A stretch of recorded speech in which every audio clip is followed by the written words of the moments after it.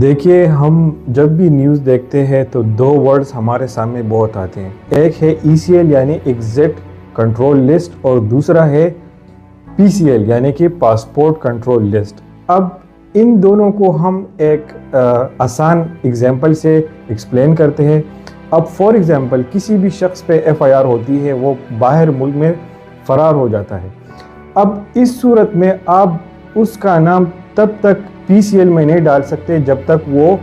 متعلقہ کورٹ علاقہ مجسٹریٹ اس کو پروکلیم آفینڈر ڈکلیئر کریں۔ اب اس صورت میں آپ اگر اس کا نام PCL میں ڈالنا چاہتے ہیں تو سب سے پہلے اس متعلقہ SHO کو آپ درخواست لکھیں۔ وہ متعلقہ SHO وہ درخواست جو ہے وہ IG کو فارورڈ کرے گا،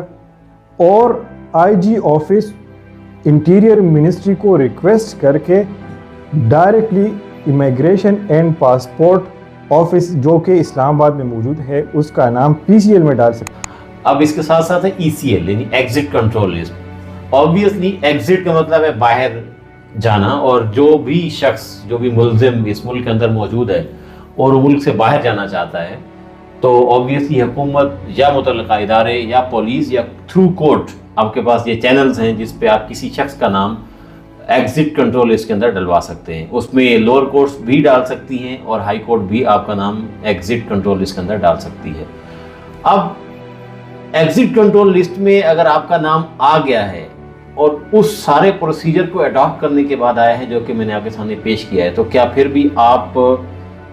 باہر ٹریول کر سکتے ہیں؟ تو دیر از نو پاسبلٹی کہ آپ باہر ملک سے ٹریول کر جائیں۔ اب دوسری اس کے اندر جو بڑا امکانی ایک پہلو موجود ہے کہ